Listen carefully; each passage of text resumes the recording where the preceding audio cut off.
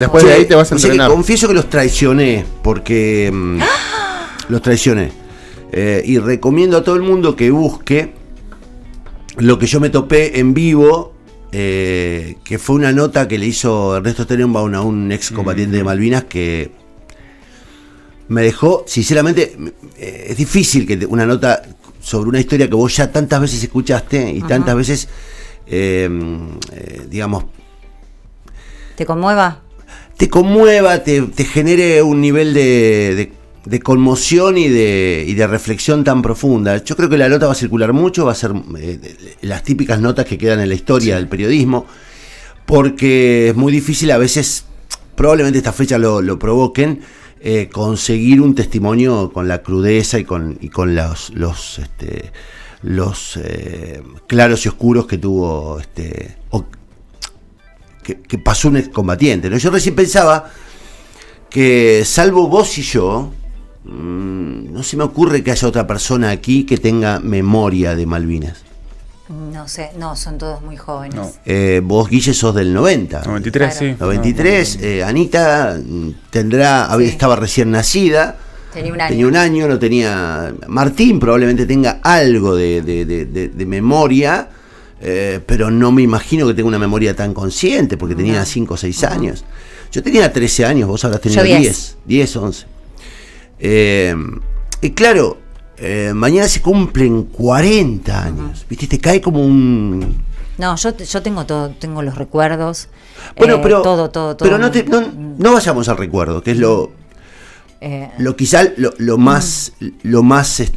que más a mano tiene uno, ¿no? Vayamos a la comparación. Sí.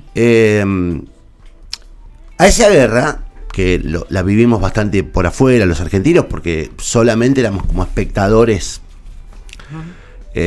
digamos, la protagonizaron chicos de 18, 19 años. Sí. Yo tengo una hija de 18.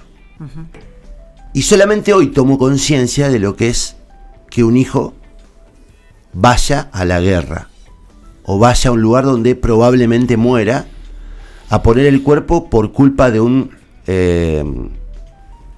borracho que no encontraba manera de sostenerse en el poder y que decidió echar la suerte a la toma de Malvinas de una manera inconsulta, unilateral. Vos tenés hijos mayores de 18 años. Sí.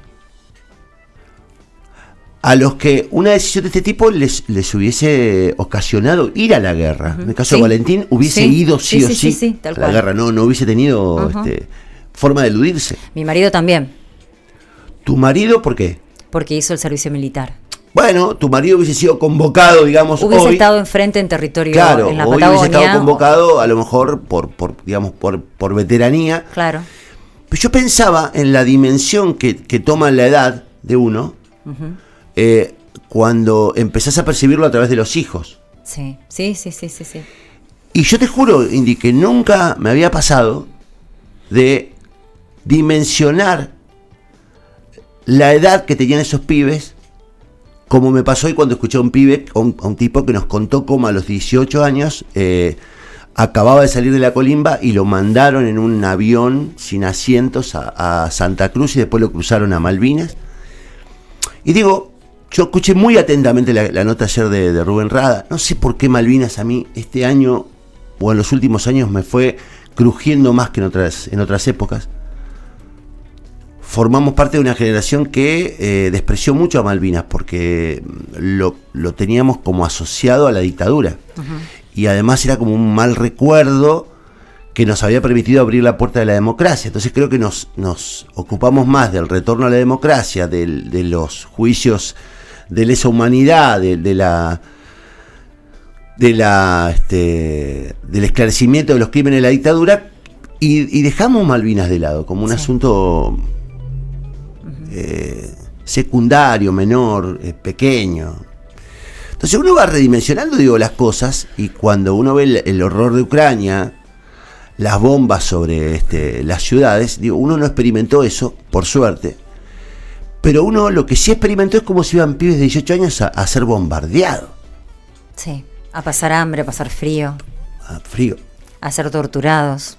Y después, que fue lo peor, y después el abandono, el ninguneo, el maltrato, el desprecio. Este tipo contaba que él había dejado un puesto en un taller mecánico para irse, un taller de herrería, y que el herrero, cuando volvió, no le guardó el lugar. Y venía de una guerra, venía de 3 meses en una guerra, y el herrero le dijo, no, yo ya no te necesito. Y la falta de contención y la cantidad de excombatientes que vimos morir por suicidio, y la cantidad de veces que los vimos en la calle con carteles pidiendo ayuda. Sí. Yo, a lo mejor es una tontería lo que estoy diciendo, pero recién ahora dimensiono lo que sintió una madre, lo que sintió un padre, o lo que pudo haber sentido, porque afortunadamente no me pasó, espero que no me vaya a pasar nunca.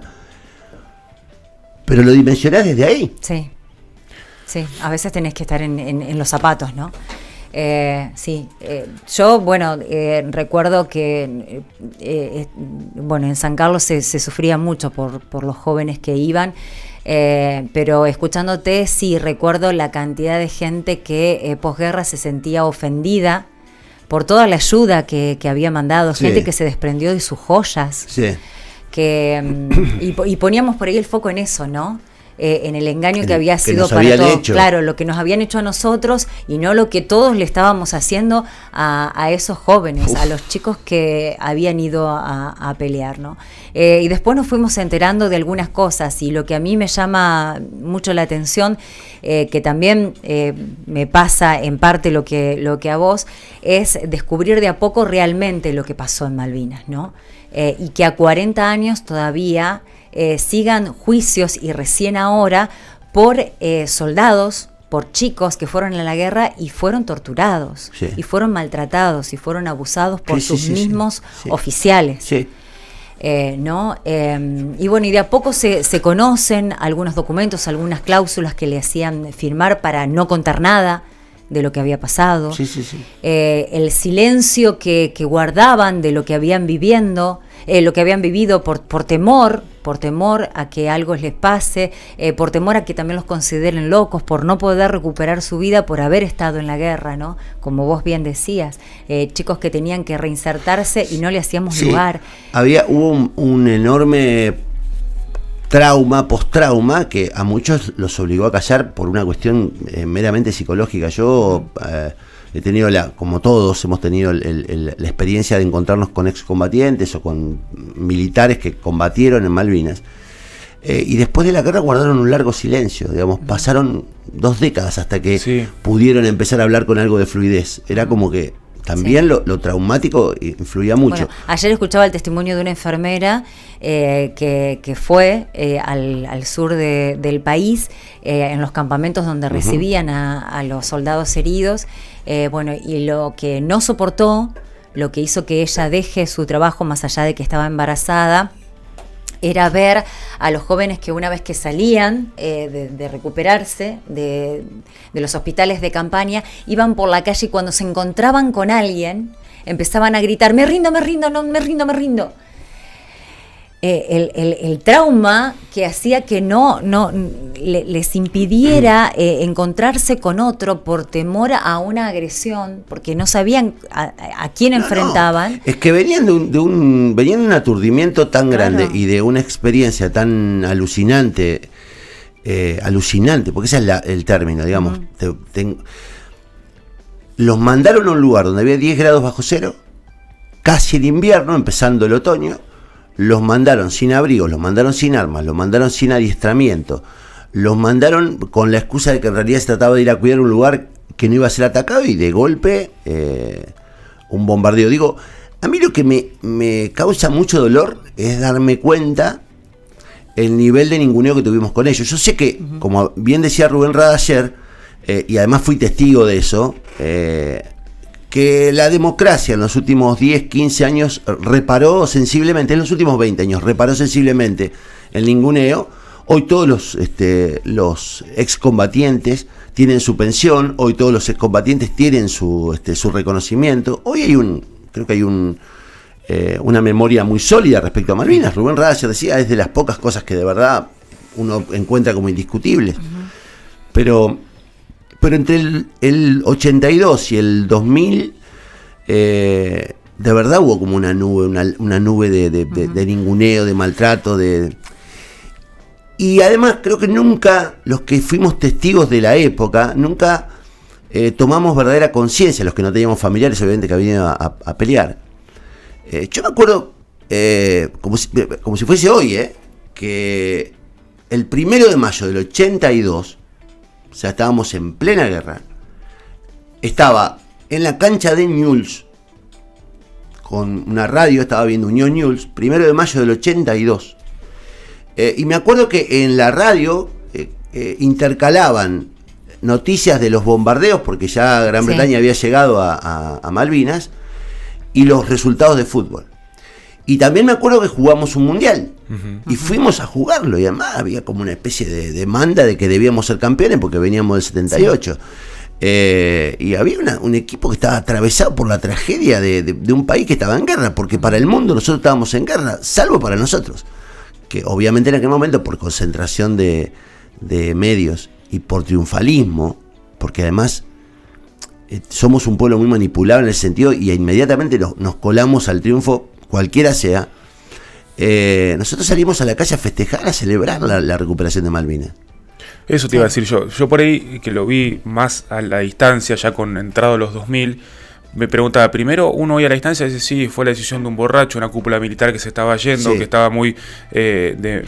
si se lee rápido, poder ya estaba ahí. O sea, se dice rápido. Pero también, o sea, se convirtió en una causa nacional, donde todos querían ganar la guerra, donde todos querían recuperar Malvinas, donde todos colaboraban con lo que podían. Yo no sé si había tanto ese sufrimiento, salvo que uno vaya, que vea verse a su hijo, irse a su hijo. No sé si estaba ese sufrimiento tan palpable, que después sí, cuando a la hora de no volver, o a la hora de volver traumatizado, se dieron muchas charlas en mi casa, ¿qué pasaría hoy?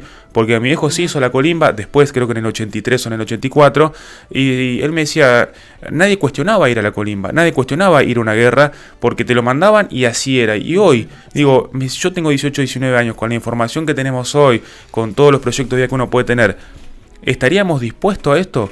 O sea, nuestra cultura... El excombatiente que habló con Tenenbaum dijo, yo hoy no iría. Por eso ya... Así como en aquel momento me alisté, 40 años después te digo, hoy no iría. Exacto. Digamos, la conciencia... Yo tengo un tío político adorado, que fue aviador, él de verdad fue un héroe de Malvinas, porque él abastecía de combustible, él volaba y abastecía de combustible a los vuelos de combate. O sea, sacaba el cuerpo, conducía el avión y sacaba el cuerpo y tiraba las sopapas con las mangueras para abastecerle combustible. Además, digo, de verdad, vos cuando pensás lo que hizo ese tipo decís, es demencial. Pero él se formó para eso. De hecho, llegó, con el tiempo fue brigadier en los tiempos de Alfonsín. Y él dice, bueno, yo finalmente elegí el ser militar. Uh-huh. Y digo, ¿para qué se prepara un militar? Siempre se prepara para una guerra. Él siempre dice, el infortunio de tener una guerra y de perderla, porque nosotros nos preparamos para la guerra y nos preparamos para combatir y para ganar. El honor del militar se pone en juego en la guerra, ¿no? Uh-huh. Entonces él siempre lo vive con el pesar de haber perdido una guerra para la mentalidad militar. Pero estos pibes, la mayoría, no se habían formado militar, no eran militares. Sí, fueron literalmente carne de cañón. Yo creo que también, más allá de la conmemoración y de seguir por la sociedad civil, y seguir peleando por el reconocimiento a todos los excombatientes en pensiones, en el acceso al trabajo. Sí, que eso está, por suerte hoy está resuelto. Claro, y yo ya con mi vida yo lo vi como todo junto. Todos los datos de suicidios todo junto, todas las marchas todo juntas, la vulneración de derechos desde que llegaron. Como yo vi Vietnam. O como, claro, y hoy uno puede repasar en podcast. Miguel Granados le hizo uno muy bueno a un excombatiente hace muy poco, que contaba cosas que vos decís, las llego a vivir hoy, entras en desesperación. Y después hay testimonios también de jefes de brigadas. A ver, hay una figura que es tan polémica como valiosa también en la historia, que es Aldo Rico, habló mucho, y él decía que le da bronca que le digan los chicos de la guerra, porque él dijo, yo tuve soldados, como poniendo en valor el honor de esos pibes que, aunque hayan ido con 18 o 20 años, lo hicieron con todas sus herramientas que han tenido a disposición. Hay un dato, sí, pero tenés razón, hay un dato muy valioso lo que estás diciendo, que fue en Semana Santa, cuando hay un levantamiento militar. Aldo Rico encabezaba eso con Seinelín. Aldo Rico era la cara visible. Y cuando Alfonsín hace el acuerdo del digamos que lo que termina en la ley de punto final.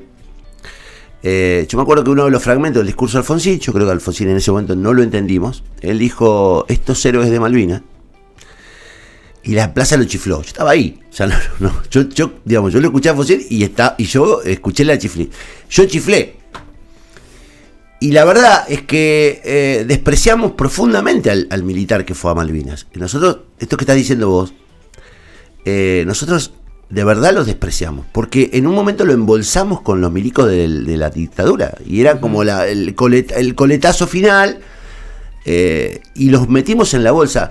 Yo creo que demoramos mucho tiempo en separar las cosas. De hecho, aún hoy hay gente que dice sin ninguna discriminación milicos de mierda, y cotidianamente lo vemos también con la policía, digamos. Hay como un odio al uniformado, y nosotros no supimos nunca reconstruir una relación con las Fuerzas Armadas. De hecho, las destruimos.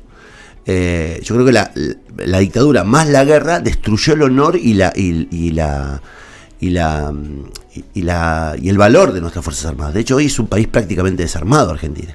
Sí, y te agrego eso que todos estos cuestionamientos que me hacía yo con mi viejo, por ahí le preguntaba, dice, yo si en la guerra voy porque yo juré cuando hice la colimba que iba a ser soldado de Argentina, sin ningún nacionalismo muy extremo, la verdad que no.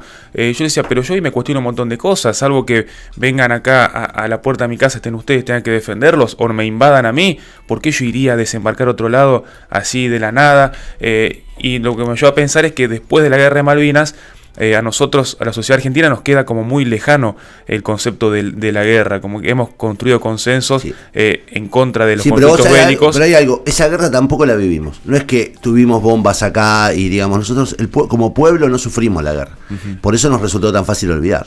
Che, Anita nos pide que cortemos, no sé por qué, debe haber alguna razón fundamental, así que... nada, recuerdo, mañana, 40 años, la verdad, es impresionante cómo pasa el tiempo, y es impresionante cómo uno va cambiando la mirada de las cosas. Aprovechemos estas jornadas, me gustaría decir, todas estas jornadas y que se hacen feriado, por lo menos un ratito antes de irte después de tus actividades de feriado, aprovechar para conmemorar, para leer, para escuchar algo, para dejar viva la memoria.